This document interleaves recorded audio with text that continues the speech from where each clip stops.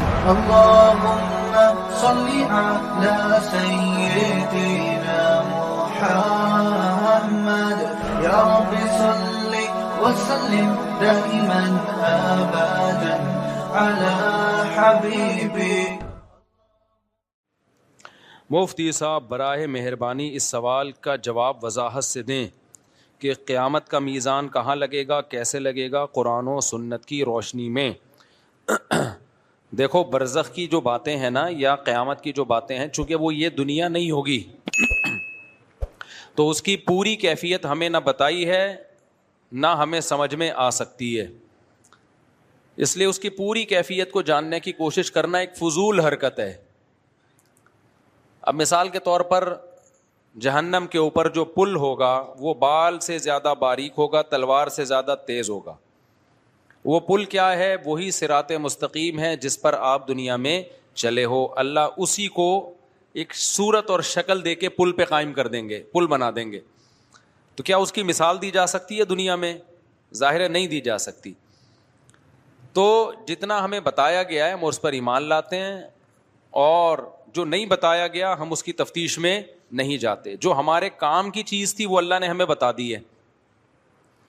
اس کی مثال ایسے ہے جیسے مشرکین نے پوچھا روح کیا چیز ہے؟ روح جو ہماری باڈی میں روح ہوتی ہے نا، جس کی وجہ سے ہم زندہ ہوتے ہیں. تو اللہ نے فرمایا قل الروح من امر ربی، اللہ کا ایک حکم ہے. اب یہ پورا ایکسپلین تھوڑی کیا اللہ تعالیٰ نے. اور اب سوال پیدا ہوتا ہے اللہ تو نے ہمیں پورا ایکسپلین تو کیا نہیں کہ روح کیا چیز ہوتی ہے، تو نے تو کہہ دیا میرا حکم ہے بس. آگے اللہ نے اس کا جواب دیا ہے. روح کا جواب پورا نہیں دیا، اس کا جواب دیا کہ میں نے پورا جواب کیوں نہیں دیا. ٹھیک ہے نا؟ اس اشکال کا اللہ نے جواب دیا وما اوتیتم من العلم الا قلیلا. اللہ کہتے ہیں ہم نے تمہیں علم بہت تھوڑا دیا ہے. علم ہے تمہارے پاس لیکن اتنا نہیں ہے جتنا تم سمجھ رہے ہو. تو جتنی تمہاری کیپیسٹی ہے دماغ کی، اس کیپیسٹی کے حساب سے اتنا جواب کافی ہے کہ روح اللہ کا ایک حکم ہے. جب وہ باڈی میں ہوتا ہے تو ہم زندہ ہوتے ہیں، باڈی سے نکلتا ہے تو ہم مر جاتے ہیں. اور عجیب بات ہے میڈیکل سائنس نے اتنی ترقی کر لی، اب تک وہ بھی روح کو یعنی زندگی اور حیات کو ایکسپلین نہیں کر سکی ہے. پتہ ہے آپ کو یہ بات؟ میڈیکل سائنس کا علم جو ہمارے پاس ہے، ڈاکٹروں کے پاس ہے، وہ بھی بہت تھوڑا ہے، اتنا تھوڑا ہے. یہ جو جینز کا علم ہے نا، جین جس میں ڈاکٹر گھسے ہوئے اندر، ایک جینیٹک سائنس کے ڈاکٹر نے مجھے بتایا آسٹریلیا میں کہ اس میں 2% کا تو ہمیں پتا چلا ہے، وہ بھی 100% نہیں، 98% کا تو کخ بھی پتا نہیں ہے. نہیں آئی میرا خیال ہے بات. جو ہم جب آدمی کے سیل کو توڑتے چلے جاتے ہیں نا، تو ہماری جو بنیادی اکائی ہے باڈی کی وہ سیل کہلاتی ہے نا، جس اینٹوں سے ہماری باڈی بنتی ہے. اس سیل میں ایک نیوکلیس ہوتا ہے، مرکزہ ہوتا ہے. جیسے انڈے میں نا، انڈا بھی سب سے بڑا سیل ہے، ایک سائٹوپلازم ہے، اس کے اندر زردی ہے جو نیوکلیس ہے. تو ایسے ہی ہماری باڈی کو بھی آپ توڑتے چلے جائیں گے تو ایک اکائی آئے گی، ایک یونٹ آئے گی جس کو سیل کہا جاتا ہے. پھر اس کو بھی آپ توڑیں گے تو نیوکلیس کے اندر بہت زیادہ فنٹر نہ بنے. تو ابھی تک زندگی ہی کو ایکسپلین نہیں کیا جا سکا یہ زندگی کیا چیز ہوتی ہے. میں آنکھوں سے دیکھ رہا ہوں، محسوس کر رہا ہوں، کانوں سے سن رہا ہوں. روبوٹ بھی دیکھتا ہے، محسوس نہیں کرتا ہے. وہ تو محسوس کرنے کا نام کیا ہے؟ حیات. یہ حیات کھوپڑی سے اوپر کی چیز ہے بھائی. یہ اسی کو اللہ نے کہا میرا حکم ہے. وَإِذَا سَوَّيْتُهُ وَنَفَخْتُ فِيهِ مِن رُوحِي. اللہ نے آدم کا پتلا بنایا. اللہ کہتے ہیں میں نے کہا میں نے اپنی روح پھونک دی، زندہ ہو گئے. یار مجھے ایک بات بتاؤ، جب انسان مرتا ہے تو پوری باڈی تو ویسے ہی ہوتی ہے، سب کچھ وہی پارٹس بنے ہوئے، تو ہل کیوں نہیں رہا ہے؟ آپ کہہ سکتے چونکہ دل نہیں حرکت کر رہا تو دل حرکت کرا دو اس کا.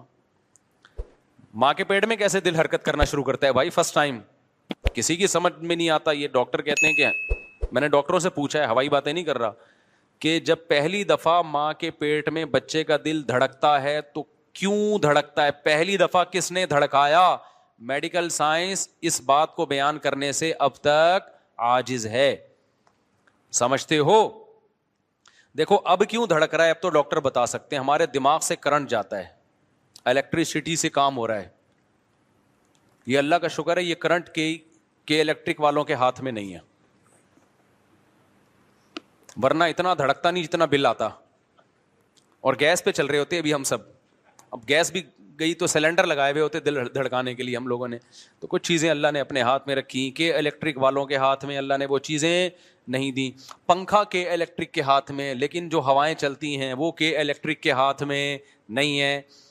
اس لیے ایسا نہیں ہوتا ہب سے لوگ مرنا شروع ہو جائیں. اللہ کہتے ہیں کہ میری ہوائیں بھی ہیں, ٹھیک, باہر نکل جا سین میں منجی ڈال کے لیٹ جا. منجی کا فائدہ یہ ہوگا نیچے سے بھی ہوا لگے گی. صحیح. مولٹی فوم والوں نے جو گدے بنائے اوپر سے لگے گی, نیچے سے نہیں لگے گی. تو مولٹی فوم کے گدے پہ جب آپ لیٹیں گے تو کے الیکٹرک والوں کے محتاج ہوں گے. وہ پنکھا چلائیں گے تو ہوا لگے گی, ادروائز نہیں.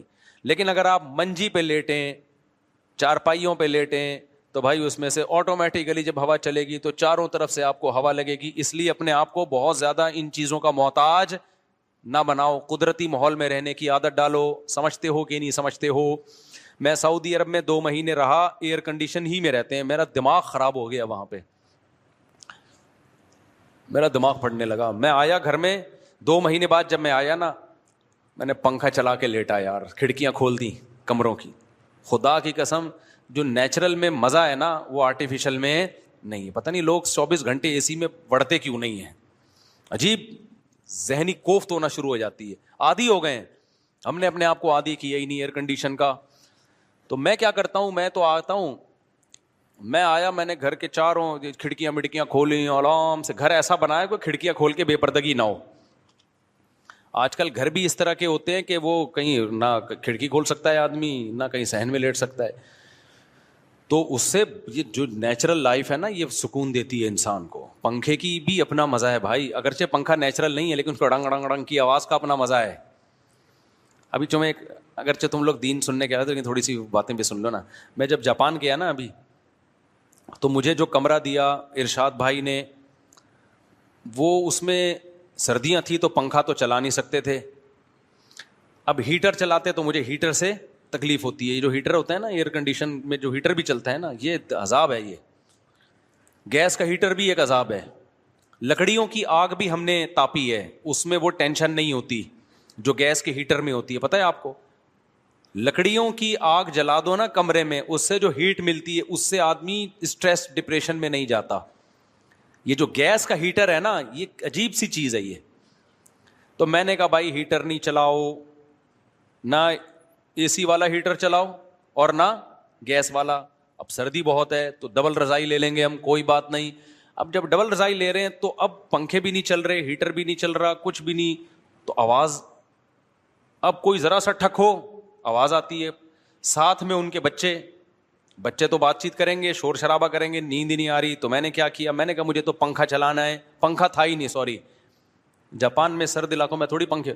تو میں نے کیا کیا, میں نے کہا یار یوٹیوب ہر بیماری کا علاج ہے, مجھے چاہیے پنکھے کی کڑنگ کڑنگ آواز. ہم تو عادی ہیں اس کے کڑنگ کڑنگ آواز سے, گڑنگ گڑنگ ایسے. پنکھا جتنا بیکار ہوگا نا اتنا اچھی لوری سناتا ہے. پنکھا جتنا خراب ہوگا نا, کڑنگ گڑنگ گڑنگ گڑنگ ایک فریکوینسی کے ساتھ وہ گڑنگ گڑنگ کرتا ہے. اس کا اپنا مزہ ہے یار. بچپن یاد آتا ہے, بچپن یاد آتا ہے. پہلے بڑے آڑے ترچے پنکھے ہوا کرتے تھے نا, گڑنگ گڑنگ گڑنگ گھوم رہے ہوتے تھے, لگتا تھا یہ ہم پہ گر جائے گا. اور ایک دفعہ میں نے پنکھا گرتا ہوا بھی دیکھا ہے. پنکھا ایسے کھڑا ہوا تھا, گڑنگ گڑنگ گڑنگ گھومنے کا بھی گرے گا, وہ گر گیا تھوڑی دیر میں. خیر بچ گئے ہم. تو میں نے کیا کیا, یوٹیوب پہ لکھا فین وائس فار سلیپنگ, تو یوٹیوب پہ آ گئی پنکھے کی آواز. میں نے لگایا زور سے, گہری. اب شور شرابہ اور مجھے تھوڑی دیر یہ تصور ہوتا ہے کہ یہ یوٹیوب پہ اوریجنل نہیں ہے, لیکن 5 سے 10 منٹ کے بعد نا آپ کو لگے گا واقعی پنکھا چل رہا ہے. تو اب وہ شور بھی کر رہے ہیں, باتیں بھی کر رہے ہیں, میری صحت, میں سمجھ رہا ہوں پنکھا چل رہا ہے. یہ یوٹیوب پہ ڈالا اس لیے ہے. اور نیچے لوگوں کے کمنٹس کے, جب سے ہم نے یہ پنکھا چلایا نا, گوروں کے کمنٹس تھے کہ مزے کی نیند آ رہی ہے. اچھا اس میں پھر ایسی ویڈیوز میں بارش ہو رہی ہے, بعض دفعہ بارش میں بھی بڑا سکون ملتا ہے. بارش ہو رہی ہو نا, تھاڑا بجلی کڑک رہی ہے, بڑی گہری نیند آتی ہے. یہ نیچرل ہے, ایک نیچرل ماحول پیدا ہو جاتا ہے. تو میں تو نیچر سے لو کرنے والا آدمی ہوں, مجھے نیچر سے محبت ہے. تبھی تو شادیاں کی ہوئی ہیں, مرغیاں پالی ہوئی ہیں, یہ سب نیچر ہے. تم لوگ کو لینڈ کروزر اور یہ نیچر نہیں ہے ریوو, یہ ضرورت ہے. نیچر یہ ہے کہ بکری کا دودھ, مرغیاں, بیگم, بچے, پنکھے, گڑنگ گڑنگ. گڑنگ بھی نیچر نہیں ہے لیکن پرانا زمانہ تو یاد آتا ہے نا, صحیح ہے نا. ایئر کنڈیشن نیچر نہیں ہے, کمبل نیچر نہیں ہے, رضائی صدیوں سے انسان, میں کمبل میں نہیں سوتا کبھی. آپ دیکھ لیں, میں جہاں بھی جاتا ہوں بولتا ہوں بھائی رضائی چاہیے ہمیں. رضائی کا ایک ویٹ ہوتا ہے, سردیوں میں جب رضائی لحاف اوپر لیتے ہو اس کا اپنا مزہ ہے, کمبل میں وہ مزہ نہیں ہے. دوسرا, کمبل میں گڑبڑ کیا ہوتی ہے, وہ کرنٹ مارتا ہے, بالوں سے چپک رہا ہے, بال چپک رہے ہیں, ابے ایک ٹینشن ہے. پھر اس کے اندر گرد و غبار اٹکتی ہے, آپ کو پتہ نہیں ہوتا, اس کی صفائی آسان نہیں ہوتی کمبل کی, تو کمبل ہو جاتا ہے آپ کو. تو اس لیے میں نے اپنے لیے گھر میں رضائی رکھی ہوئی ہے, زیادہ سردی ہوگی ڈبل رضائی. کہیں بھی جاتا ہوں مہمانوں سے بولتا ہوں, میزبان سے بولتا ہوں مجھے رضائی لگے دو, کمبل نہیں. تو رضائی میں ویٹ نا, شدید سردی میں رضائی کا جو وزن ہوتا ہے نا آپ کے اوپر آتا ہے, بڑا مزہ ہے اس میں بھائی. تو وہ کیا کیا ہم نے, یوٹیوب پہ پنکھا لگا لیا, کڑنگ کڑنگ آواز آ رہی ہے, بڑے مزے سے میں پنکھا لگا کے سو گیا. اب جب وہ صبح مجھے اٹھانے کے لیے آئے تو کیا نہیں, یہ موبائل میں کیا شور ہو رہا ہے مفتی صاحب, کیا کہ پوری رات آپ موبائل دیکھتے رہے ہو, سوئے نہیں. میں نے کہا نہیں, میں پنکھا چلا کے سویا ہوں, میں پنکھا چلا کے سویا ہوں. پھر کیا ہوا کہ اب وہ بچے شور کر رہے ہیں, میں کہتا ہوں کرتے رہو شور, مجھے پرواہ نہیں ہے, میں پنکھا چلا رہا ہوں بہت تیز. جب زیادہ شور ہوتا تھا تو پنکھے کی آواز کیا کر دیتا تھا, بڑھا دیتا. یہ بڑی مزے کی چیز ہے, یوٹیوب پہ سرچ کریں, بڑا مزہ آتا ہے اس.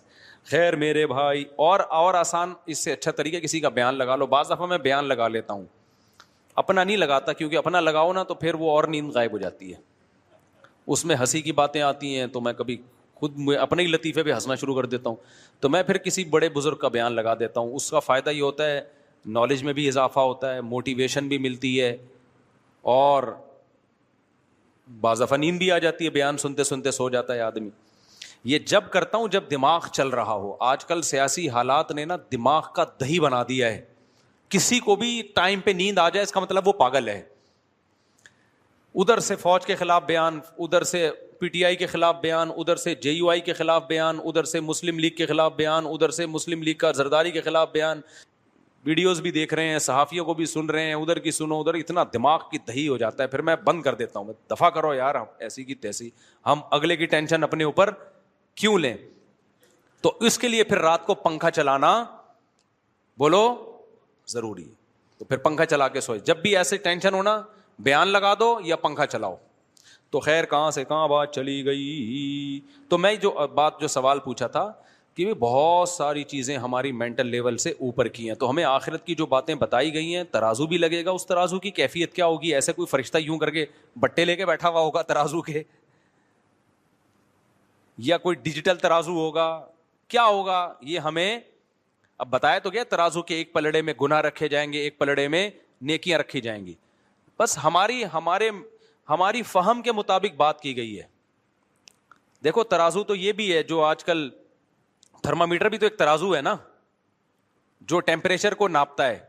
اب 1400 سال پہلے کسی کو بتایا جائے کہ ایک ترازو ایجاد ہوگا 1400 سال کے بعد جو بخار کو ناپے گا کہ کتنا ہے, تو کسی کی سمجھ میں آتی ہے یہ بات کہ بخار کے ایک پلڑے میں لا کے رکھیں گے؟ نہیں بھائی, ایک جو پارا ہے نا, پارا وہ زبان کے نیچے رکھا جائے گا, وہ بتا دے گا. تو اعمال کیسے تولے جائیں گے اس کی حقیقت اللہ جانتا ہے. تو اللہ نے ہمیں جو جتنا بتا دیا ہم اس پر ایمان رکھتے ہیں. پوری کیفیات نہ ہمیں معلوم ہے, نہ ہمیں ان چیزوں میں پڑھنے کی ضرورت. جو چیز ہماری پریکٹیکل لائف سے جس کا تعلق تھا اتنا اللہ نے ہمیں بتا دیا, اور آگے ہم جانے کی کوشش کریں گے تو اللہ نے کہا وما اوتیتم من العلم الا قلیلا, تمہیں اللہ نے نالج بہت کم دی ہے. نالج کا مطلب کیپیسٹی تمہاری نالج کی بہت کم ہے, اس سے آگے بڑھنے کی کوشش مت کرو. یہی اللہ کے بارے میں بھی, اللہ عرش پر ہے, علم اور قدرت کے لحاظ سے ہر جگہ ہے. کیسے ہے بھائی ہمیں نہیں پتا, اس میں ہم جا نہیں سکتے آگے.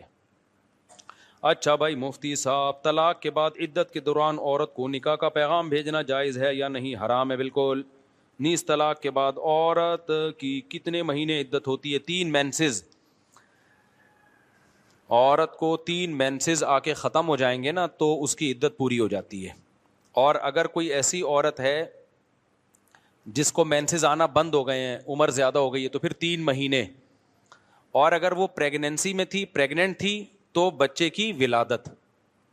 یہاں میں ایک اور مسئلہ بیان کرتا چلوں. آج کل ایتھیس لوگوں نے ایک بڑا مسئلہ اٹھایا ہوا ہے کہ اسلام نابالغ بچی کی شادی کی بھی اجازت دیتا ہے, اور اس کو بڑا تماشا بنا کے پیش کر رہے ہیں. ہمارے کچھ اسکالرز ان کا جواب دے رہے ہیں, مگر وہ جواب غلط جواب دے رہے ہیں. اگرچہ ان کی نیت اچھی ہے ان اسکالرز کی, اسلام کا دفاع کر رہے ہیں, لیکن وہ دفاع میں اسلام کے حکم کو بھی چینج کر رہے ہیں وہ. اور ایک مشہور جہلم کے صاحب ہیں, وہ بیچاروں کو قرآن کا پتہ وتا ہے نہیں, انہوں نے ترجمہ ہی غلط کر دیا قرآن کی آیت کا. تو سورہ طلاق میں اللہ تعالیٰ نے 28ویں پارے میں نابالغ بچی کی شادی کا باقاعدہ ذکر کیا ہے. واللائی یئسن من المحیض من نسائکم ان ارتبتم فعدتہن 3 اشہر واللائی لم یحضن. اللہ فرماتے ہیں جو عورتیں جن کو حیض آنا بند ہو گیا ہو, ان ارتبتم اگر تم شک میں ہو, وہ جہلم والی سرکار نے ارتبتم ہی کو غلط مطلب کر دیا اس کا, اگر تم شک میں ہو کہ ان کی عدت کیسے پوری ہوگی تو اللہ کہتے ہیں 3 مہینے ہیں. واللائی لم یحضن, اسی طرح جن عورتوں کو ابھی تک حیض آیا ہی نہیں ہے ان کی عدت بھی کتنی ہے؟ 3 مہینے. تو جن کو حیض آنا شروع ہی نہیں ہوتا وہ نابالغ ہی ہوتی ہیں اور کچھ اور نہیں ہوتی. تو یہ کوئی فقہ حنفی کا نہیں ہے, یہ چاروں اماموں کی یہی رائے ہے اس بارے میں. چاروں اماموں کا اتفاق ہے کہ نابالغ بچی کی اگر شادی ہوئی تو ہو جائے گی. سمجھ میں آ رہی ہے بات کہ نہیں آ رہی؟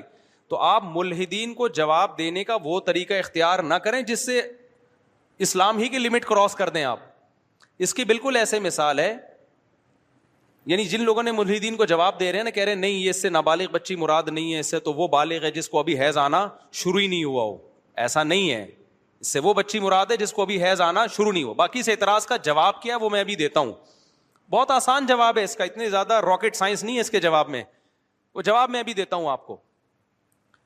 یہ بالکل ایسا ہی ہے جیسے جب غیر مسلموں نے اسلام پہ اعتراض کیا نا, 4 بیویاں اسلام میں اجازت ہے, تو بعض اسکالر نے, غامدی صاحب نے کیا کیا, ایکچولی کر کے اس 4 بیویوں کا ہی بیڑا غرق کر دیا. ایکچولی وہ تو اس وقت اجازت دی گئی تھی جب مرد بہت جنگوں میں تھوڑے رہ جاتے تھے, عورتیں بہت ہوتی تھی خاص اسپیسیفک صورتوں میں, ادروائز یہ کوئی قابل تعریف نہیں ہے. حالانکہ یہ جواب غلط ہے. آپ غیر مسلم کو مطمئن کرنے کے لیے, اگرچہ آپ کی نیت اچھی ہوگی کہ بھئی اسلام پر اعتراض اٹھ رہا ہے تو اس کا جواب دے دیا جائے, نیت پہ ہم شبہ نہیں کرتے, لیکن یہ جواب غلط ہے. 4 شادیاں پوری امت کا اجماع ہے کہ جنگوں میں مرد کم ہو یا زیادہ ہو اس سے کوئی فرق بولو نہیں پڑتا, اجازت ہے ہمیشہ سے, آج اجماع امت ہے یہ.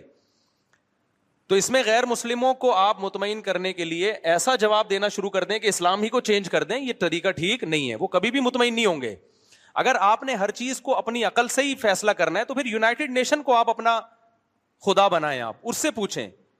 وہاں بڑے بڑے ماہرین بیٹھے ہوتے ہیں, عقل سے فیصلہ کر رہے ہوتے ہیں کیا بہتر ہے کیا بہتر نہیں ہے.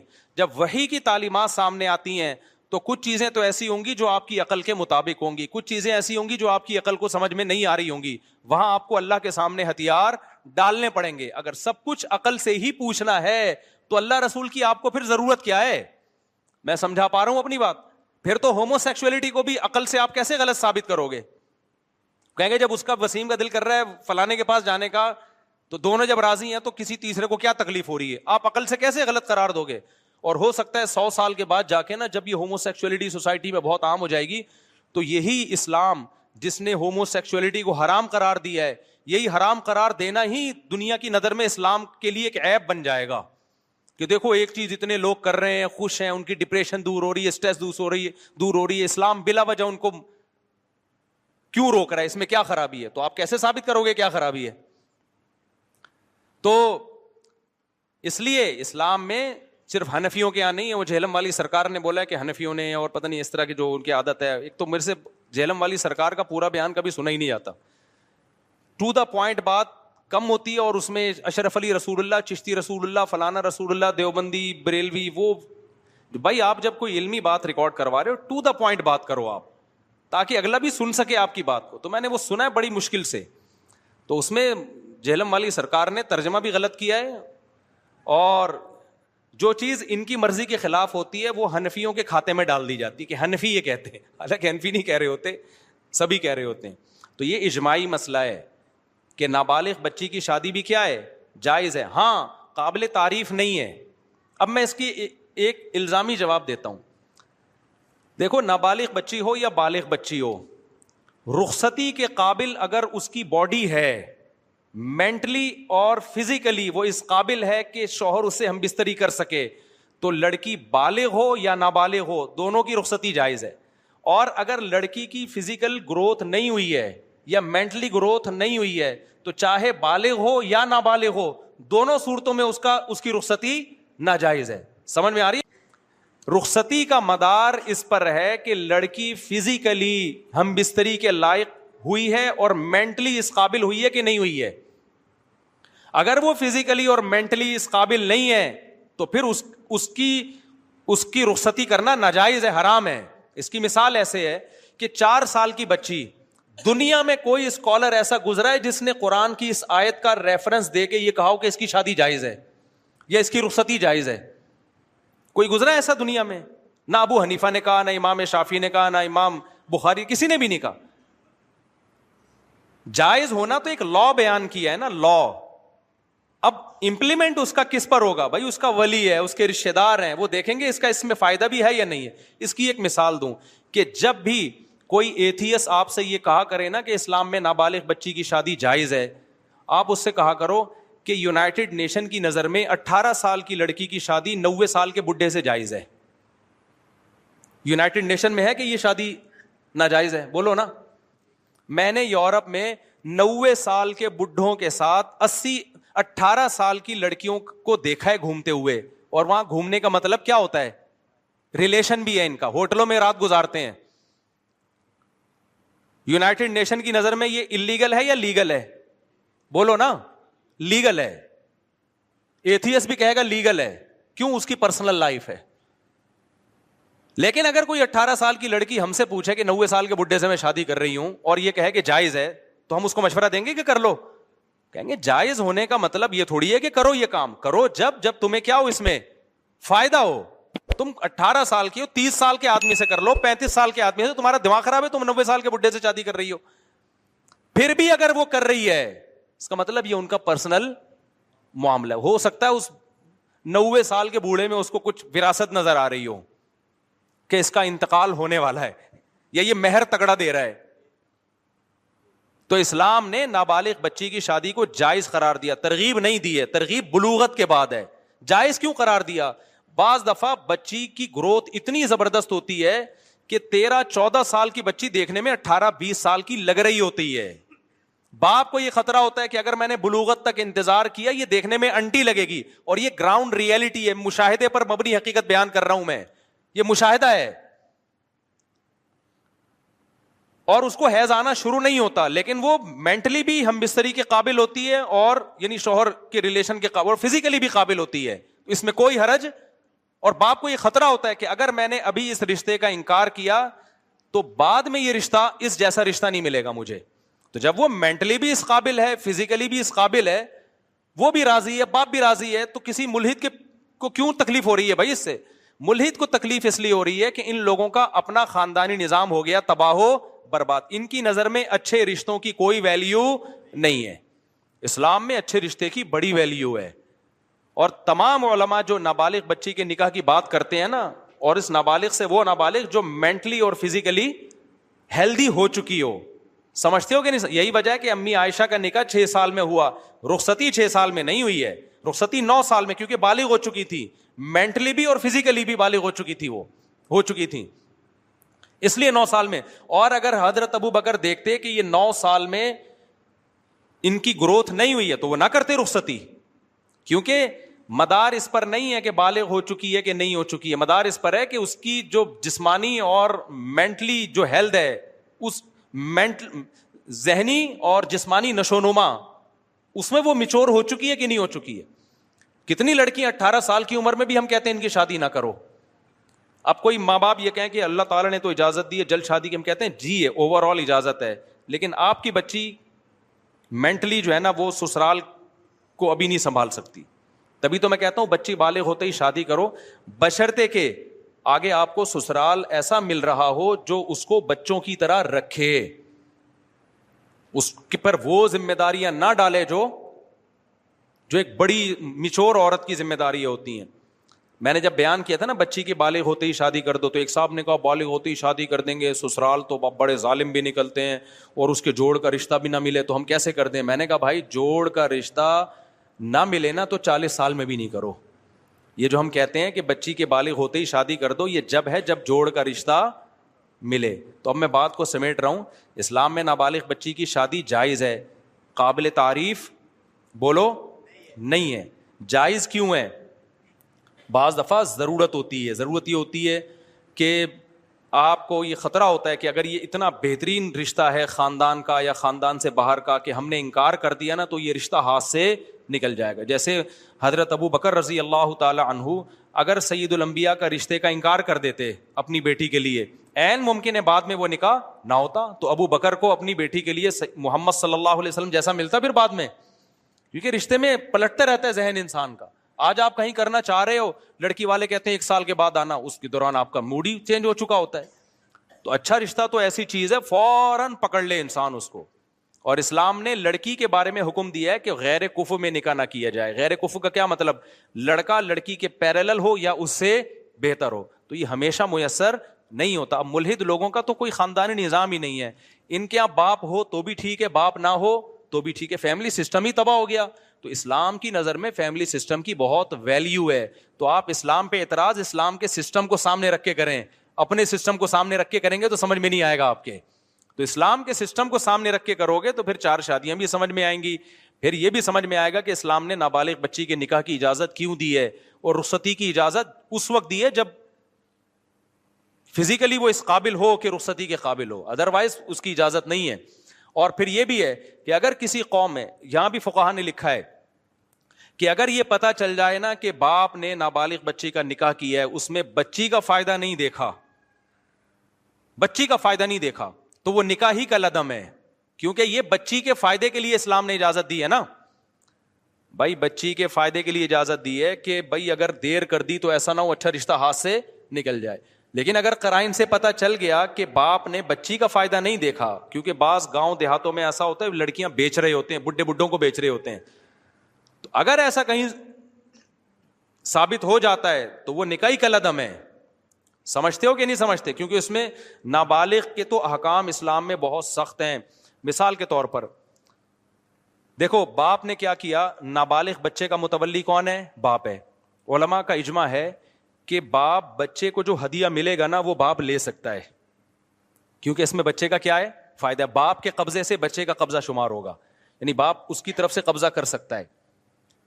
لیکن بچے کی طرف سے باپ صدقہ نہیں کر سکتا بچے کی رقم میں سے، کیونکہ صدقے میں دنیا کا نقصان ہو رہا ہے، آخرت کا تو فائدہ ہے، لیکن دنیا میں کس کا نقصان ہو رہا ہے؟ بچے کا. تو بچے کے حق میں وہ تصرفات نافذ ہوں گے جس سے بچے کو فائدہ ہو رہا ہے. بچے کو جب نقصان ہو رہا ہے تو پھر وہ تصرفات نافذ نہیں ہوں گے. اور آسان مثال دیتا ہوں میں. باپ نے کیا کیا، بچے کے پاس مال ہے نا، باپ اس کا متولی ہے. اب کیا ہے، بچے کے پاس 1 کروڑ روپے ہیں، فار ایگزامپل اس کے بھائی مر گیا تھا، اس کی وراثت میں آئے یا کسی بھی طریقے سے آ گئے، یا کسی نے بچے کو ہدیہ دے دیا. اب علماء کہتے ہیں باپ جب بچے کی پراپرٹی خریدے گا نا، اس سے 1 کروڑ روپے کی پراپرٹی خرید لی، خرید تو سکتا ہے، بیچ نہیں سکتا، کیونکہ پراپرٹی رکھنے میں بچے کا فائدہ ہے، بیچنے میں کیا ہے؟ جب تک یہ ثابت نہ ہو جائے کہ اس پراپرٹی کے بیچنے میں 100% بچے کا فائدہ ہے. ایک بات. نمبر 2، غبن فاحش پہ خرید تو سکتا ہے، یعنی ایک پراپرٹی بہت سستی مل رہی تھی، کوڑیوں کے دام، باپ خرید سکتا ہے بیٹے کے لیے، لیکن بیٹے کی پراپرٹی مارکیٹ ویلیو سے کم پہ بیچے گا تو وہ کلدم ہوگا. وہ بیچنا وہ کیا ہوگا؟ وہ بے نافذ ہی نہیں ہوگی، کورٹ میں اس کے خلاف کیس ہو سکتا ہے، حکومت خود کیس کرے گی کہ بھئی یہ نابالغ بچہ تھا، تمہارا بیٹا تھا، تم نے اس کی پراپرٹی 1 کروڑ کی 50 لاکھ میں کیوں بیچ دی؟ جو خریدے گا نا اس سے پیسے واپس لے کے پراپرٹی بچے کے حوالے کر دی جائے گی. تو اس سے پتہ چلتا ہے کہ اسلام کے تمام احکام نابالغ بچے کے فیور میں جاتے ہیں. جو حکم بھی نابالغ بچے کے اگینسٹ جا رہا ہوگا، شریعت اس حکم کو کیا کر رہی ہے؟ بولو، کلدم. تو اسلام نے جو نابالغ بچے کی بھی شادی جائز ہے، بچی کی بھی جو شادی جائز قرار دی ہے نا، یہ بچے کے فیور میں ہوگی تو ہوگی، بچے کے اگینسٹ ہوگی تو نہیں ہوگی. تو بچے کے فیور میں کیا ہے؟ بچی بالغ ہو چکی، یعنی اگرچہ نابالغ ہے لیکن فزیکلی اور مینٹلی کیا ہو، وہ میچور ہو چکی ہو. نمبر 2، جہاں نکاح باپ کر رہا ہے اس میں دیکھا جائے گا بچی کا واقعی فائدہ ہے یا نہیں ہے. ایسا تو نہیں ہے پیسے لے کے، لالچ لے کے کہیں بچی کو بھینٹ چڑھا رہا ہے. اگر ایسا کوئی تصرف ہے تو پھر نافذ نہیں ہوگا. اور آسان مثال دیتا ہوں، نابالغ لڑکے کی بھی شادی جائز ہے. اب نابالغ لڑکے کے تمام امور کس کے ہاتھ میں ہوتے ہیں؟ باپ کے ہاتھ میں. اب کمال کی بات دیکھو، نابالغ بچے کی طرف سے باپ نکاح کو قبول کرے گا لیکن طلاق باپ نہیں دے سکتا. نابالغ بچہ تو ویسے ہی نہیں دے سکتا کیونکہ اس میں اس کا نقصان ہے نا طلاق دینے میں.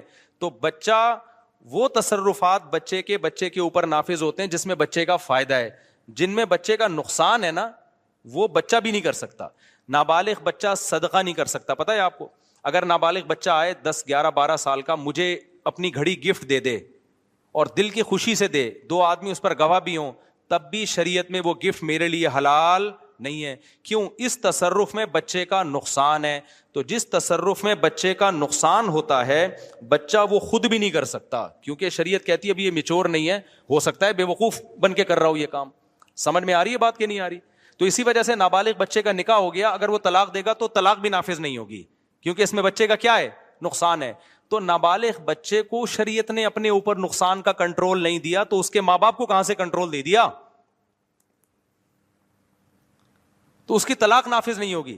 اب بچے کے بجائے باپ کا کنٹرول ہے نا اس پر, تو باپ بھی طلاق نہیں دے سکتا, اس لیے کہ آپ بچے کا نکاح تو کرا سکتے ہو, طلاق کا باپ کے پاس رائٹ نہیں ہے, کیونکہ نکاح میں بچے کا فائدہ ہے, طلاق میں بچے کا کیا ہے, نقصان ہے. تو باپ نکاح کرا دے گا اس کا اور بچے کی طرف سے قبول بھی کر لے گا, طلاق نہیں دے سکے گا باپ. تو جتنا اسلام نابالغ بچے بچیوں کو فیور کر رہا ہے نا, یہ ملحد لوگ اس کی خاک کے برابر بھی نہیں پہنچے ہیں, اور ان کا خاندانی سیٹ اپ ہی نہیں ہے, ان کی نظر میں نکاح کی ویلیو نہیں ہے, اچھے رشتوں کی ویلیو نہیں ہے, اس لیے اٹھا کے یہ صبح و شام پھینکتے رہتے ہیں اسلام نے نابالغ بچے کی شادی کی اجازت دے دی, پھر کہتے ہیں 3 سال کی بچیوں کی شادی بھی جائز ہے, 4 سال کی بچیوں کی شادی بھی جائز ہے. اور بھائی پھر ہم تم سے سوال پوچھتے ہیں کہ 18 سال کی لڑکی جس کو تم کہتے ہو جائز ہے, 90 سال کے بڈھے سے بھی تو جائز ہے تمہارے مذہب میں. یونائٹڈ نیشن کی طرف سے یہ پابندی نہیں. 18 سال کی لڑکی میں نے دیکھی ہے یورپ میں 90 سال کے بڈھوں کے ساتھ, اس پہ تو کوئی ملحد انکار ہی نہیں کر سکتا. میں سمجھ رہا تھا یہ پوتی ہے اور یہ دادا ہے اس کے, آپس میں گلے مل رہے تھے ایسے محبت سے. میں نے کہا یار کیا باپ بیٹی کا, لوگ خام خواہ میں کہتے ہیں ووڈ ہاؤس میں جمع کرا دیتے, کسی نے کہا باپ بیٹی نہیں ہے, یا تو میاں بیوی ہیں یا گرل فرینڈ بوائے فرینڈ ہے. تو یونائٹڈ نیشن نے تو اس کو اللیگل قرار نہیں دیا. سمجھ میں آ رہی ہے بات کہ نہیں ہے؟ اس کی مرضی ہے. تو یہاں بھی ایسا ہی ہے. تو جب لڑکی قریب البلوغت ہے تو ماں باپ سے اچھا کوئی فیصلہ اس کے لیے نہیں کر سکتا. بعض دفعہ یہ خطرہ ہوتا ہے کہ بلوغت کا انتظار کیا تو رشتہ ہاتھ سے نکل جائے گا اور بچی پھر غیر کفو میں جائے گی, وہ اچھا خاندان نہیں ملے گا. تو اسلام میں چونکہ خاندان کی ویلیو ہے, مسلمان خاندانی ہوتے ہیں, کلچر اور خاندان کو اسلام بہت جو صحیح کلچر ہو اس کو بڑا پروموٹ کرتا ہے, تو اس لیے اسلام نے اجازت دی. بھائی بعض دفعہ یہ خطرہ ہوتا ہے کہ اچھا رشتہ ہاتھ سے نکل جائے گا. تو تعریف کے قابل نہیں ہے, نابالغ بچیوں کے نکاح کو اپریشیٹ نہیں کیا, ضرورت کی وجہ سے اس کو لیگل قرار دیا اسلام نے, جہاں کبھی ضرورت پڑ سکتی ہے تو اس وجہ سے اسلام نے اس کو لیگل قرار دیا. جیسے 18 سال کی 90 سال کے بڈھے کی بھی ضرورت اس کو کبھی کبھار پڑ سکتی ہے, تبھی یونائٹڈ نیشن کہتی ہے کہ یہ کیا ہے, لیگل ہے. تو یہاں بھی ایسا ہی ہے. ہاں قابل تعریف نہیں ہے, یہی وجہ ہے کہ ہم کبھی بھی اس کو اپریشیٹ نہیں کرتے. بلکہ علماء نے لکھا ہے جن قوموں میں رواج ہے نابالغ بچیوں کی شادیوں کا, اگر وہاں دیکھ رہے ہیں کہ وہ اس کا نقصان ہو رہا ہے تو اس کے خلاف آواز اٹھانی چاہیے. سمجھتے ہو کہ نہیں سمجھتے؟ لیکن چونکہ اسلام میں ہے ضرورت پڑنے پر اس حکم سے فائدہ اٹھایا جا سکتا ہے, تو لہذا اسلام پھر اس حکم کی علت بھی احکام بھی بیان کرے گا کہ اگر ایسا ہو گیا ہے تو پھر اگر رخصتی کے بعد طلاق ہوئی ہے تو اللہ کہتے ہیں نابالغ بچی کو اگر طلاق ہوئی ہے تو پھر اس کی عدت کتنی ہے, 3 مینسز ہے, 3 مہینے ہیں. تو 2 چیزوں کو بیان کیا سورہ طلاق میں. وَأُولَاتِ اللہ تعالیٰ کیا فرماتے ہیں, وَاللَّائِي يَئِسْنَ مِنَ الْمَحِيضِ مِن نِّسَائِكُمْ, اللہ فرماتے ہیں وہ عورتیں جو حیض سے مایوس ہو چکی ہیں, یعنی بڑی عمر کی ہو گئی, حیض آنا بند ہو گیا. اِنِ ارْتَبْتُمْ, اگر تمہیں شک ہے کہ ان کو تو حیض آتا ہی نہیں ہے, ان کی عدت کیسے پوری ہوگی. اِنِ ارْتَبْتُمْ میں جہلم والی سرکار نے ڈنڈی مار دی. تو اللہ کہتے ہیں اِنِ ارْتَبْتُمْ, اگر شک ہے کہ ان کی عدت کیسے پوری ہوگی, تو اللہ فرماتے ہیں فَعِدَّتُهُنَّ 3 أَشْهُرٌ, ان کی عدت کتنی ہے, 3 مہینے. آگے اللہ نے فرمایا یہ تو وہ ہیں جن کو حیض آنا بند ہو گیا ہو, بوڑھی ہوں. اب ذرا ہم پیچھے کی طرف بھی آتے ہیں جن کو بھی حیض آنا شروع ہی نہیں ہوا, وَاللَّائِي لَمْ يَحِضْنَ, تو ان کی بھی یہی عدت ہے. بیچ کی عورتیں ہیں جو درمیانی عمر کی ہیں, ان کو اللہ نے سورہ بقرہ میں بیان کر دیا کہ ان کی عدت 3 قروء, 3 حیض ہے. تو صاف 2 اور 2 4 کی طرح, اس میں کوئی حنفی شافی کچھ بھی نہیں ہے. جہلم والی سرکار نے بلا وجہ ہر چیز میں اپنا بغض حنفیوں کے خلاف نکالنا, اور پتہ ککھ بھی نہیں ہے. صحیح ہے نا. مفتی صاحب ملاقات یہ ہو گیا. بھائی عدت کے دوران نکاح کا پیغام بھیجنا بھی حرام ہے, صرف اتنا جائز ہے, گول مول طریقے سے بات چیت کر سکتے ہو, گول مول. جیسے کوئی عورت بیوہ ہو گئی تو آپ کہہ سکتے ہو کہ بھئی جب آپ کی عدت ختم ہو تو ایک اچھا رشتہ ہے, مراد آپ خود ہی ہو اس سے.